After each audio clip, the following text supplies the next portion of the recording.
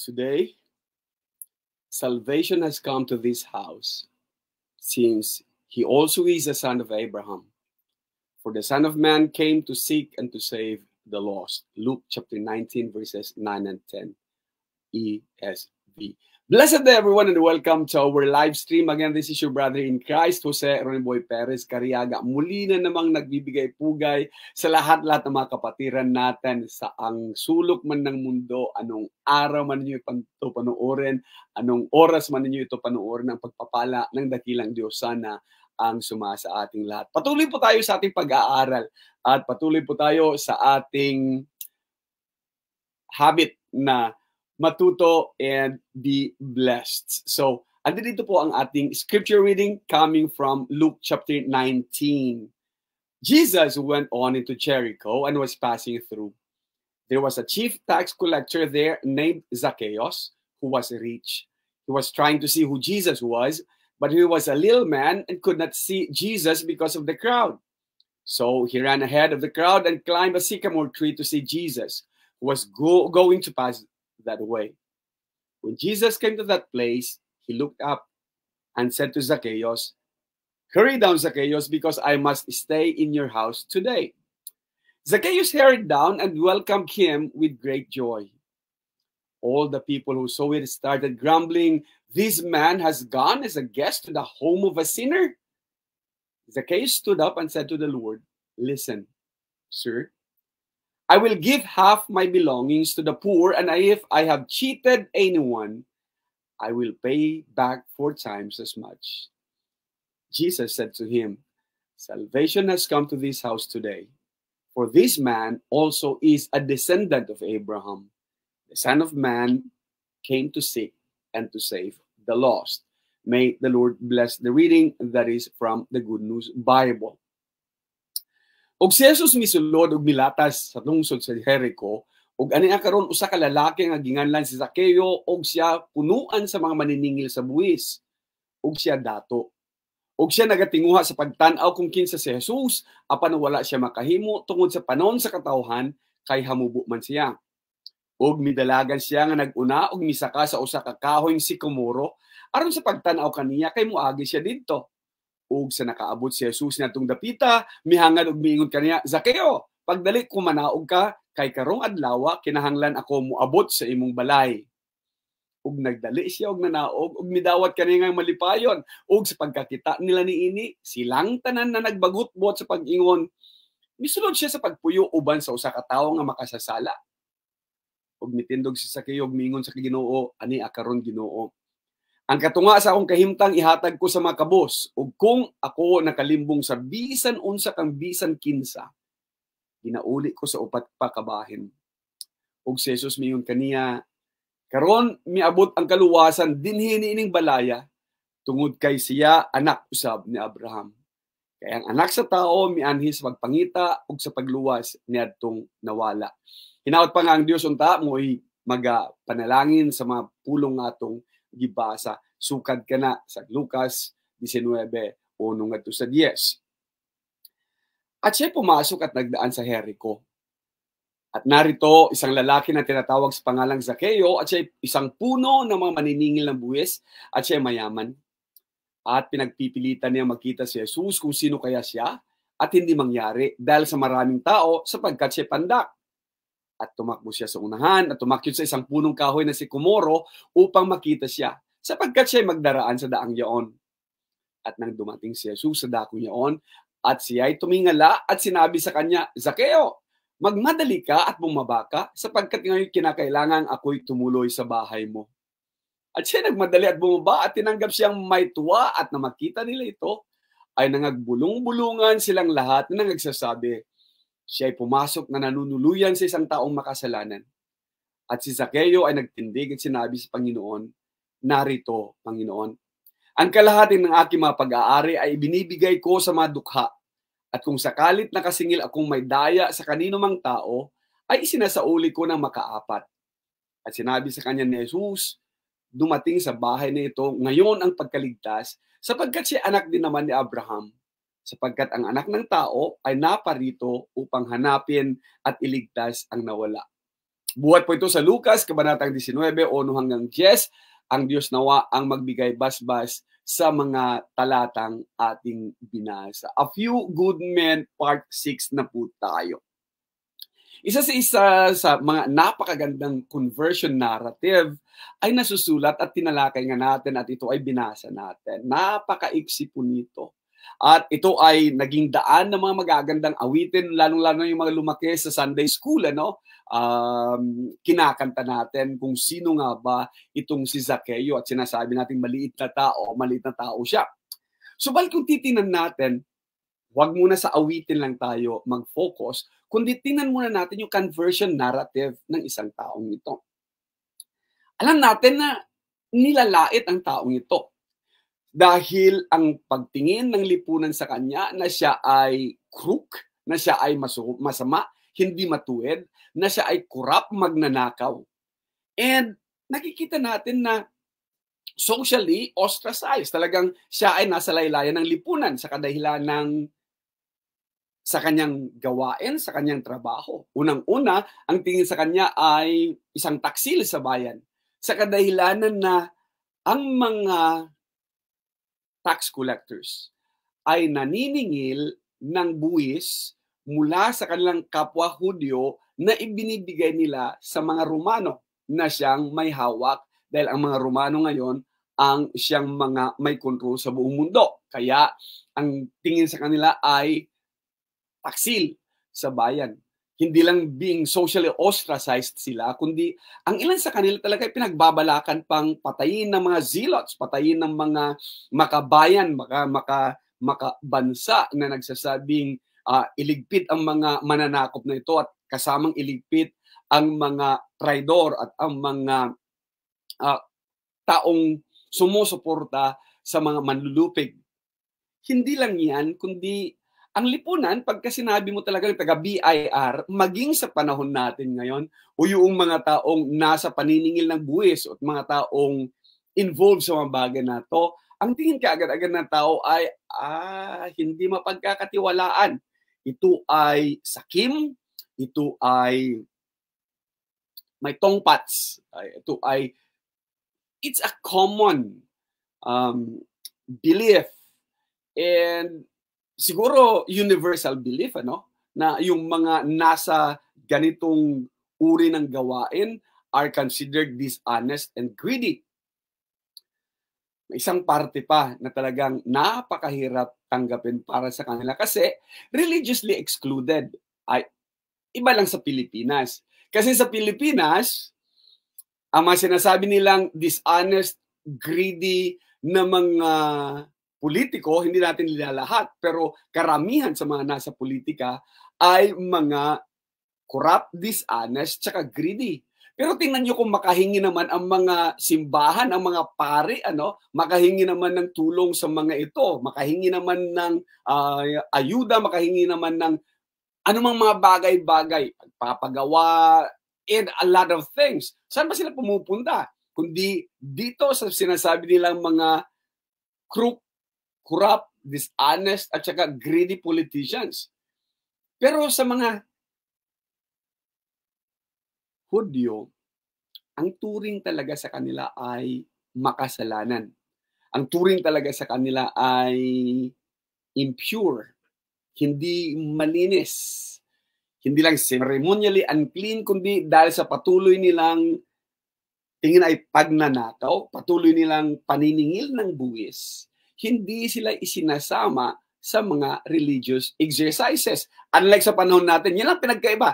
Sa panahon natin ngayon, ay nako, gagawan pa ng special na misa para kay honorable, para kay mayor, congressman, gobernador, senador, and so on and so forth. Kakaroon tuloy ng tuloy na natin at baka mapunta sa ibang usapan. Conversion narrative ng taong pinag-uusapan natin is tila sinasabi ng mga nasa paligid niya na itong mga taong ito is beyond redemption. Pabayaan na natin sila. They are destined to perish. Sa kanila talaga nakatalaga ang impyerno. May impyerno yun na sila kay arang katikasan na nila. Yan. Impyerno talaga tutunguhan ng mga yan. Pero paano may impyerno yan? Nagbibigay ng penance. Kaya hindi maalis-alis talaga, no? Kaya nga yung corruption tsaka church, magkasama yan eh.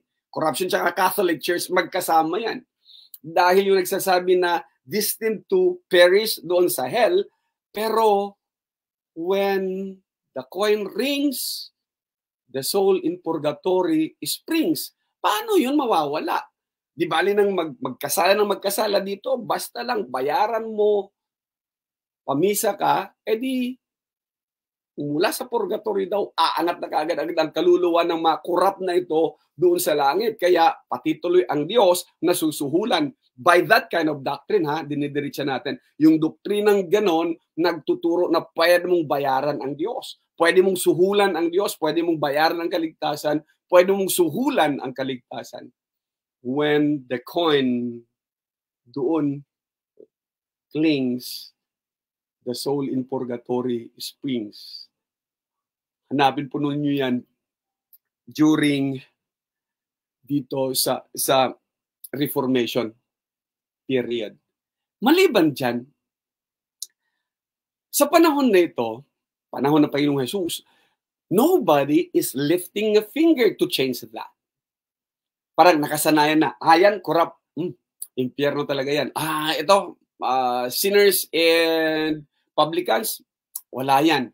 Hindi sila kabilang sa lahin natin, hindi sila kabilang sa mga anak ni Abraham. Kaya kung titingnan natin at kung mayroon sana tayong panahon o pagkakataon na ilagay naman ang sarili natin sa katayuan ng mga publicans and sinners nito. Ano kaya ang viewpoint nila or point of view nila sa established religion, sa Judaism for that matter? Sa atin ngayon is ang sinner's point of view ngayon ay last resort. Ba? Solution. Point of last resort, bayaran mo ang Diyos. O magpamisa ka, huwag niyo kalilimutan na tuwing ganito, magpamisa kayo para yung kaluluwa ko sa purgatorio kahit anong sama ko ay makakarating naman ng langit. Not during their time. Publicans' point of view during the time of Jesus, especially so with Judaism, is that established religion is against them. Kasi sasabihin, hindi ka anak ni Abraham. Lahat-lahat sila nagklikling doon sa Abrahamic seed. Ang iba pa is, they are out to get them. Kasi tingnan nyo lagi, kahit saan nyo basahin, sinners and publicans and sinners, laging nasa kabilang side talaga ang mga to.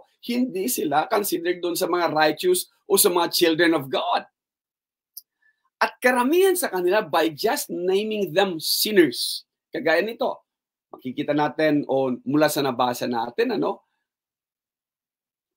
may condemnation ka agad-agad. Lalong-lalo na nashock sila. He is going to dine with the sinner? Manunuluyan siya o tutuloy siya sa bahay ng isang makasalanan? Di naging makasalanan na rin siya. Guilty by association. Kaya hindi welcome para sa kanila na maging kasama ang mga publicans and sinners. Kagaya din siguro natin, pag Magdalena, o yung mga babaeng mabababa ang lipad, at alam ng lipunan na ito, babaeng mababa ang lipad, ang tingin ka agad-agad ay, teka, kung lalaki kang may pamilya, lalaki kang may asawa, huwag ka dyan kasi mai-issue talaga, maraming marites paligid. Or, bakit pagdating sa mga politiko, na alam natin talaga? Or kagaya ngayon, lahat-lahat naghuhugas ng kamay sa pogo. Alam naman natin. Public knowledge yun. Tapos sasabihin ng, wala kaming kinalaman dyan. Hindi kami protector dyan. Hindi natin mayaalis na matalakay talaga ang political part nito sa pinag-uusapan natin, lalo tigit pagdating sa mga tax collectors o sa mga kinukundina na crooks, kinukundina na corrupt. So, sa point of view ng isang publican, Ang established religion, unlike today, nang iniisip is, yan yung easy way out. Di bali nang magnakaw ka na magnakaw ngayon, total pagka namatay ka, idadalangin ka naman nila, babayaran natin ang langit para magkaroon. Unfair pa rin, ano? Kaya yung unfairness ng mundo, itinuturo, indirectly, nagproliferate ng fake news. Pilit pa rin naniniwala dyan. Kaya, lagi sa klasiko, either that be dito sa arts appreciation, sa history, or even with the Rizal, sinasabi ko talaga sa mga bata, what if mabuhay si Rizal ngayon? Anong sasabihin niya sa inyo? Andyan pa rin kayo sa maling paniniwala. Andyan pa rin kayo. So anong nangyari sa pinaglaban ko? Anong nangyari doon sa pagbabagong hinihingi ko? Patuloy niyong tinatangkilik ang paniniwalang yan. Hindi kaya, at ito ginagamit ko, pasensya na sa wordings, hindi kaya batukan niya ang isa't isa na andyan pa rin sa paniniwalang yan? Anyway, tuloy tayo sa ating pag-aaral.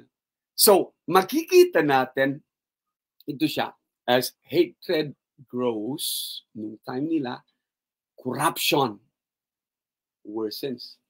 Dahil nobody is lifting a finger. So tinanggap na lang na social norm. Tanggap natin. Social norm na rin ba yung, sige, corrupt yan. Pagka-basketball, may paliga, doon tayo hihingi sa kanya ng donasyon. Corrupt nga yan, pero pagka ganito, punta tayo sa kanya. At ang simbahan mismo, mga taga-simbahan pa mismo, ang manghihingi ng tulong mula doon. Ang hirap na talaga intindihin magkaminsan ng kalagayan natin, ano? So, let's move on at pag-usapan natin itong tinatalakay natin at napili nating bersikulo for a few good men. Parte ito ng love that won't let go. Tingnan natin. Yung mga prejudices, yung mga nahusgahan na bago pa napakinggan. Pagnanakaw yan. Masama talaga yan. Walang ginawang magaling yan. And then tingnan natin yung realidad. Naniniwala ako na ang rason kaya ibinigay ito ni Dr. Lucas at pinayagan ng Banal na Espiritu Santo na masulat ang karanasan, ang narrative patungkol kay Zaccheo ay para turuan tayo ng isang mahalagang leksyon. Makikita natin yung prejudices against reality sa buhay ni Zacchaeus. Pangalan Zacchaeus ay common sapagkat yung Zakay, Zacarias, and mula sa root word na yan, common nung panahon na to, common sa mga Hudyo at magpapakita na siya ay isang Hudyo dahil sa kanyang pangalan. Ang ibig sabihin is the righteous one or righteous. Malayo sa kanyang piniling profesyon o piniling trabaho or maaari sabihin niya, trabaho lang, walang personalan. Dahil alam natin at maliwanag ang teksto, maliwanag pagkakasulat ni Dr. Lucas, hindi mo mahanap sa ibang mga kasulatan. Dito lang magkitatagpuan yung ginamit na term na chief tax collector, arketelones, na sinasabing ang chief tax collector, sa ilalim niya ay maraming mga tax collectors o publicans. Yung ginagamit nilang tax farming model, kung saan ang isang chief tax collector, siya yung in charge sa isang region, or in charge sa isang distrito. Na sa isang distrito na to, may maraming mga tax collectors. Kaya nga, maalala nyo si Levi o si Matthew, kasama niyang ibang mga tax collectors. Sa tax farming model, walang pagkakaiba yan sa mga kontratista natin, lalong-lalo na yung mga nagtatanim, sa mga mangga. Halimbawa, pagka mangga, at namulaklak o namunga na yung mangga mo, pupunta na yung mga mangungontrata niyan. Sasabihin nila, sige, alagaan ko ito sa halagang ganito. And then, nagkakaroon na lang ng bidding. And ganoon din ang tax farming model. Pupunta ang mga publican sa isang town na to, ganito ang bid ko. And then, maniningil siya at walang limit ang kanyang paniningil. The more na ma-earn niya, the more na maibibigay niya, the more na kikitain niya. So wala siyang pakialam kung mahihirapan man yung tinatax niya. At wala ding porsyentong nakalagay doon or wala ding parang tarima sana ano kung sa jeep, pero walang ganon. So ang iba talaga dahil labis-labis, higit ka sa kinakailangan at ayaw talagang palugi ng mga publicans na ito, kaya nga ang tingin talaga sa kanila, they are corrupt and they are greedy. Tingnan natin itong si Zaccheo. Sa versikulo 2, isang lalaki tinatawag ng pangalang Zaccheo, puno ng mga maniningil ng buwis. At agad-agad isiningit ni Dr. Lucas na siya ay mayaman. Dalawang bagay ang makikita natin. Pinagpipilitan niyang makita si Jesus. Bakit kaya? Siguro iniisip ni Zaccheo, sino kaya itong rabbi? Sino kaya itong guro na galing sa Nazareth? Who is this Jesus na nakikilala that he is friend of tax collectors and sinners? That he dined with tax collectors and sinners? Maaaring nagtatanong si Zaccheo, wala pa akong nakitang rabay na ganito. Karamihan sa mga rabay, ayaw nilang ma-associate sa amin, ayaw nilang mapalapit sa amin, ayaw nila kami makasama kasi nga magiging ceremonially unclean sila. Ipinagbabawal talaga. Subalit, kaiba itong rabay na to. Nabalitaan pa niya na siguro isa sa kanyang mga publicans, isa sa kanyang mga tax collectors, or under niya, maaring isa doon is si Matthew. Si Matthew, kilala ko si Matthew. Ngayon si Matthew, disciple niya. Ngayon si Matthew, isa sa mga alagad niya. Ako si Matthew. Kung pwedeng maging alagad si Matthew, ako pa. Siguro ganun ang iniisip ni Zaccheo, no? But be that as it may, ginusto niya talaga makita si Jesus. At pinagpipilitan niya talagang makita si Jesus. Isa pang bagay dito ay hindi niya makita-kita kasi mabuti kung hanggang balikat sana ang tingin ang makikita niya. Kasi maliit siya, pandak. Physically challenged pa siya, no? So, pinagsisikapan niya talaga but he just could not. It was impossible for him to see Jesus because of the crowd. At dahil dito, ang sumunod na talata, sinasabing tumakbo siya sa unahan. Siguro nakita niya, walang ibang pupuntahan yan kundi sa direksyon na ito. At nakakita siya ng isang puno ng sycamore o sycamore.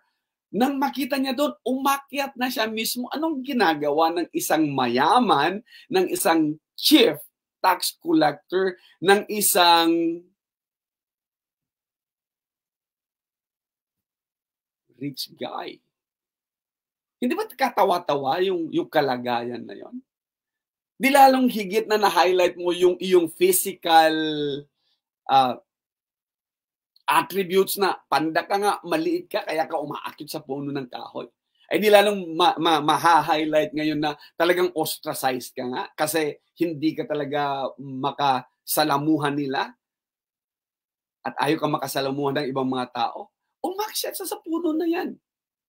Kung ilang minuto siya na nandoon sa paglalakad ng Panginoong Hesus, hindi naman siya naglalakad na parang may parada lang, na dire-diretso ang lakad niya. Maaaring may mga nadadaan-daanan siya, parang celebrity din siguro na may nagkakamay-kamay sa kanya, o di kaya ay kagaya din natin siguro kung may makuha tayong makausap na isang celebrity, you just talk. Pero nakita niya siya magdaraan doon. So ilang minuto siya nasa taas ng sycamore. Gaano siya katagal naghintay. Pero dahil nga sa gusto niyang makita si Jesus at gusto niyang makilala si Jesus, yung kanyang pagnanais na makita, makilala, makausap, is so much so, nagagawa siya ng mga bagay-bagay na beyond o higit doon sa inaisahan sa isang taong mayaman, sa isang taong may katayuan na ganito, sa isang taong ostracized ng society, sa isang taong pagka nagkamali, marami talagang magtatawa sa kanya, pagka nalaglag pa siya doon. Kaya nga masasabi natin, para sa isang taong may balak gawin, nothing is impossible. It was impossible for him to see him with the crowd kasi nga maliit siya. So, pumasok sa kanya. Yun ano, may kasabihan ka tayo, kung gusto may paraan, kung ayaw, maraming dahilan. Hindi siya pwedeng magdahilan kasi gusto niya talaga makita ang Panginoong Jesus. Kaya tama din yung sinasabing necessity is the mother of all invention. It was necesidad sa kanya na makita si Jesus, kaya nakapag-isip siya, hindi man invention, nakapag-isip siya ng kaparaanan na, dito dadaan yan, aakyat ako sa puno na to, hihintayin ko, it may take forever, but he is going to pass by, and I'm going to see him because I wanted to see him. What a dedication, ano? Kung gusto talaga, may paraan. And look at this. Nang dumating si Jesus sa dakong yon, hindi niya sinabing agad-agad dumating, ano? Nang dumating, when? Gaano katagal? I don't know. Pero nung dumating Panginoong Jesus sa dakong yon, paano niya nalaman na may tao doon? Nasa malayo pa lang kaya ang Panginoong Jesus, nakikita na niya na yung sikamoro, may taong ano yun? Nandoon sa taas? Nakalambitin? Hindi naman siguro. May taong nakaakyat doon sa puno. Kaya pagdating niya sa dakong yon, tumingala ang Panginoong Jesus at sinabi sa kanya, Zakeo, magmadali ka, bumaba ka. Ang dami natin pwedeng itanong, no? Paano nalaman ng Panginoong Jesus na ando doon si Zakeo? Na Zakeo ang kanyang pangalan. So para kay Zakeo, napakatindi niyan, di ba? Sino ba naman ang hindi makikilala ng Panginoong Jesus? Hinubad niya. Pero he is still. Kagaya ng pagkakakilala niya kay Philip. Kagaya ng pagkakakita niya kay Philip nung first na encounter nila, nakita kita under that tree. At isang bagay pa, makikita natin siguro kay Zakeo, kilala niya ako. Yung excitement. He knows my name. He calls me by my name. So, nung sinabing, oy, pumanaog ka din at pupunta ko sa bahay mo, nako, he invited himself in. Gaano kaya ka-exciting para kay Zakeo si Dono? Yung taong pinagsusumikapan mong makita.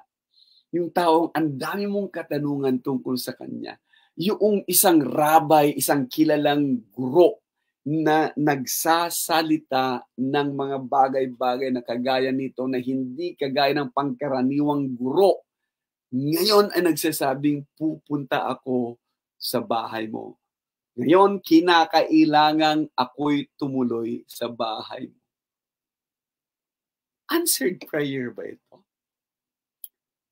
Sa kalagayan ni Zakeo, hindi mo nasusulat, hindi mo natin mabasa. Answered prayer kaya to?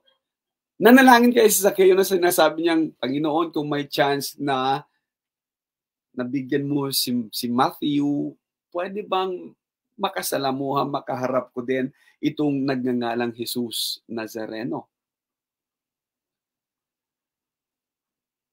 We could.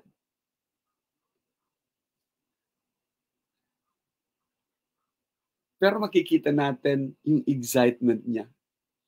At siya nagmadali at bumba at tinanggap siyang may tuwa. Sa ibang mga versions at sa ibang mga translations, he accepted him with great joy. Sobra talaga yung kanyang kagalakan. So the joy of a sinner being heard, the joy of a sinner being recognized, the joy of a sinner na yung kanyang dalangin ay sagutin. Na yung kanyang impit na hinaing ay nilingap. Supposedly sana, the joy of the saints. Ang gusto kong mabasa din. Na sana, kasi nga tayong yung mga banal o yung mga tinawag na maging banal o yung mga ang gawain ay sa pagliligtas din ng mga banal o ng mga makasalanan, sana sila din yung mayroong joy na matutuwa ka dahil ang isang makasalanan ay nagbago. Pero makikita natin hatred of the saints or hatred of the righteous, the self-righteous. At nagsasabi sila, lahat sila nangagbulong-bulungan, ano? Kulang na lang siguro sabihin ng Panginoon Jesus, hey, I heard that. Ayan. Siya'y pumasok, manunuluyan sa isang taong makasalanan. Guilty by association si Jesus dito. Kaya sinasabi lang, kung alam lang ng taong ito kung gaano kasama ang taong yan, then hindi. And a lot of question. Does Jesus care? Makikita natin mamaya. Oh, tila gustong ipakita sa atin dahil sa reaction ng mga taong ito na holier than thou. Higit silang mas banal kaysa sa kanila kaysa kayo. But sa grupo na yan, may nag-imbita ba sa kanya? Or ayaw lang talaga ng makasama itong mga publicans ito? Ayaw ba nila na bigyan pagkakataon ang mga makasalanan maligtas? Baka naman sobra-sobra na yung exclusivism, ano? Kagaya din naman nababasa natin magkaminsan ng mga post ng mga kinikilala nating mga ministro, mga pastors sa kanilang mga Facebook accounts, ano? They're making it impossible for sinners to be saved. Or sobra-sobra ba yung prejudices natin na ngayon makikita na, hey, prejudiced ka. Hindi sila exclusive. Dapat maging inclusive. Sa gagawin ni Jesus, ito makikita natin. Siya'y pumasok at nanuluyan nga sa bahay ng isang makasalanan. Yung tinatawag nilang beyond redemption, pinapakita ni Jesus that nobody is beyond redemption. Ito din ang kailangang maalala ko every now and then. May mga kliyente ako sa opisina. May mga dinadala doon na may mga kasalanan o may mga pagkukulang, hindi natin sasabihin na kasalanan directly ka agad-agad ang mga bata. Kung sa paulit-ulit na pagkakamali at ang isipin ng isang nasa student affairs, ano, na beyond redemption na to, o wala na talagang mababago sa batang to, o wala na talagang pag-asa tong batang to, then better quit. Yeah. Hindi na ako magturo, hindi na lang ako tatayong coordinator pa rin ng student affairs. Pero nakakatuwa na bagamat andun yung mga batang yon at matapos nilang gawin anumang bagay ang ayon sa nasusulat sa aming student handbook, bumabalik ang mga bata. And it gives me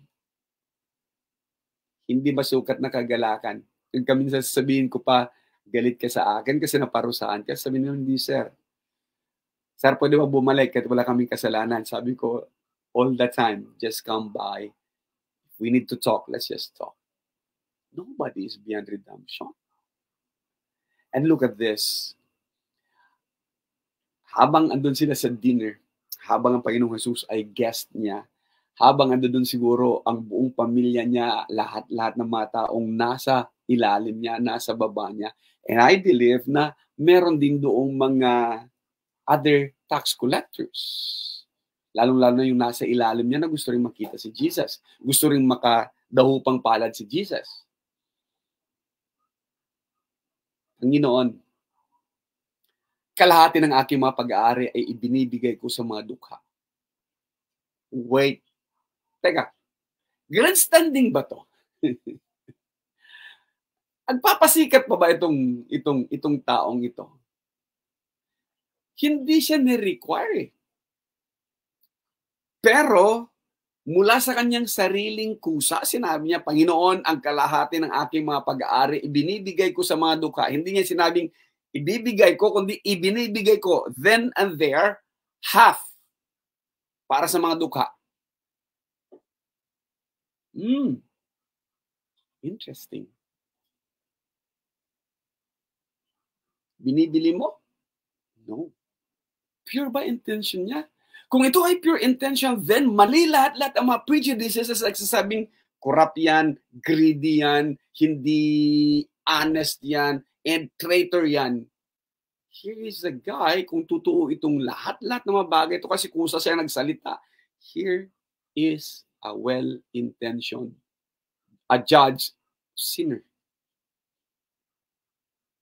Hindi ba siya fair? Tingnan niyo maigit itong kanyang sasabihin. Kung sakali, if ever, just show me the cause. If ever, nakasingil akong may daya sa kanino mang tao, ay, kung talagang mandaraya yan, di tumayo lahat-lahat ng nadaya niya. Isinasauli ko ng makaapat. Fourfold, hindi lang twofold. Anong pandadaya ko? Then just show me. Pakitaan mo ko ng cause. Gaano katindi ang tiwala ni Zaccheo na wala siyang dinaya? Sinabi niya sa Panginoon mismo, kung sakaling nakasingil akong may daya sa kanino mang tao. Teka, unfair din Zaccheo eh. Kasi andi dito ka sa taas eh. Ang mga naningil ng may daya, yung mga nasa baba mo. O sige. Sabihin na natin, hindi ka directly na ikaw ang naningil. Pero show me. Pakitaan mo pa rin ako, oh, naningil si ganito ng higit sa tax ko. Pakitaan mo ko. Show cause. And I will repay you 4 times. So hindi mo siya, from these statements, hindi mo talaga siya pwedeng pagbintang ng corrupt, greedy, kundi nangako pa siya ng rectification. Ang rectification nila is 2 beses nga lang, twice the amount. Pero sa kanya, Lord, make it 4. What a guy. Pinapakita tuloy ni Zaccheo from this thing is that yung a judge, yung mga sinasabihan na natin na mga makasalanan, corrupt and greedy, look who's talking. He is more righteous than the rest. Diba nakakatuwa? Nung una, yung pinagbibindangang pinaka-corrupt, nakita tuloy natin na mas corrupt yung pumalit. Yung pamilyang napaka-corrupt, mas corrupt yung mga sumunod. And so on and so forth. So here is more righteous than the rest. Kasi napakadali para sa atin talaga na husgahan ka agad-agad. Yan, corrupt yan. Talaga namang ganito yan. Yet, here is a guy, suffered all of this prejudices, suffered all of this minana nilang bagay na katawagan, then ito siya, more than willing to rectify, ituwid anumang mga pagkakamali kung sakaling meron man. Hindi niya sinasabing, okay, walang nangyaring ganito, pero kung sakali meron man. And here is a guy who hold no grudge against society. Ilan pa kaya kagaya ni Zaccheo meron sa paligid natin? Ano?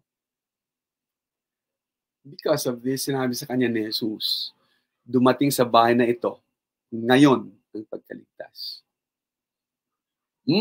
Isa na namang malaking discussion yan. Ano? Ibig mo sabihin, makikita ko si Zaccheo sa langit. Yan. Hindi yan ang punto muna natin ngayon. Bigyan natin ng ibang pagkakataon yan. Kung gusto yung pag-usapan. Dumating sa bahay na ito ngayon ang pagkaligtas. Sabi na Panginoong Jesus. Sapagkat siya ay anak din naman ni Abraham.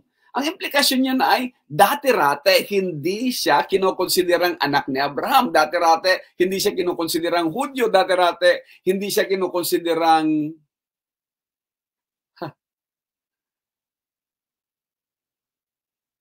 isa sa mga anak ni Abraham.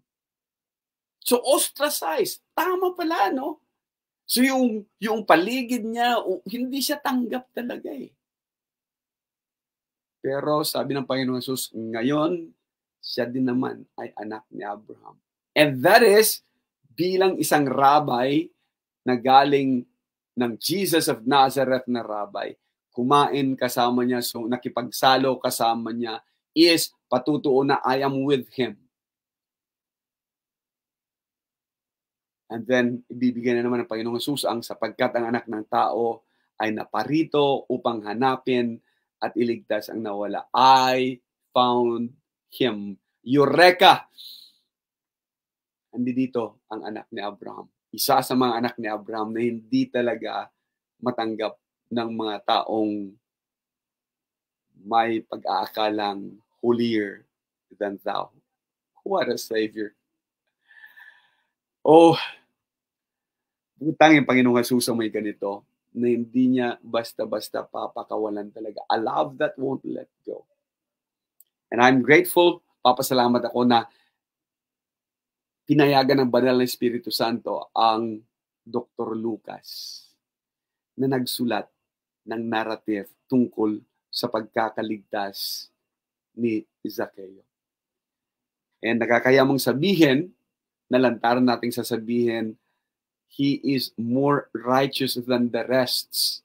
Sa mga naging exclusivists, sa mga nagsasabing hindi ka kaparte dito, he is more righteous than those who have been accusing him for the longest time. Indeed, si Zacchaeus ay isa sa few good men na hinahanap natin.